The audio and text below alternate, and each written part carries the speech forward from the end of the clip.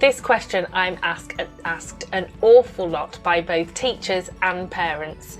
I know it's frustrating when the children have had lots of input in phase 1 and still they haven't managed to master the oral blending skill.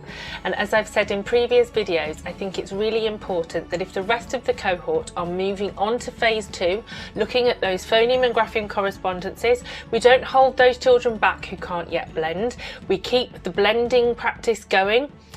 We teach them all of those phoneme grapheme correspondences that the rest of the cohort are having, so that eventually when that blending skill does click, they're not left behind and they have all of those same phonemes that the other children have.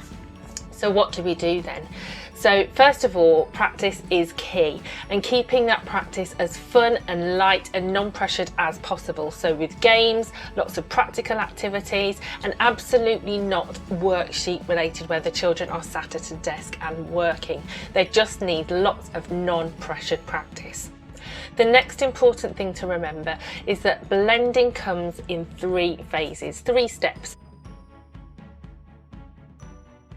So first of all, the children need to be able to hear chunks of words and blend them together. So we're not going to automatically jump to being able to blend a phoneme, 3 phonemes and blend them all together, or even 2 phonemes and blending them together. We're not going to jump to that. We're going to begin with chunks of words, and those chunks of words are syllables. So if we think of the word magic, we've got 2 syllables in the word magic, magic. So then we need to segment those words for the children and get them to blend those. And again, in a context, I've mentioned that before, if the word is within a context, the children will find that easier to blend. So I want to go to a magic show. The children will be able to blend magic much easier than they'll be able to blend CVC words or even VC words, because they've got a chunk to hold on to. So think about those words with 2 syllables that they'll be familiar with and get them to blend those first. I have a really cute puppy. The children will hear that, they will, and they're eventually getting that skill of blending. So once they can blend syllables, then move on to blending onset and rhyme. Try onset and rhyme when developing oral blending skills. But according to the new DFE update, you should not be using onset and rhyme when you are learning to blend phonemes whilst looking at graphemes. When we're thinking about onset and rhyme with words like sat, we are going to break that word up, not into the 3 phonemes that are within that word, but we're going to break it up into the onset, the start, and the rhyme bit here, which is at. So rather than say sat and get the children to blend that, if they're struggling to blend, instead give them sat, and see if they can blend that.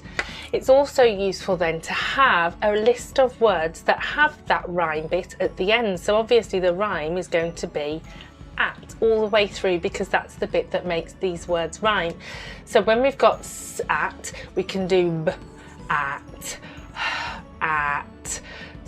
oh, we've had already, k, at, and you can see that.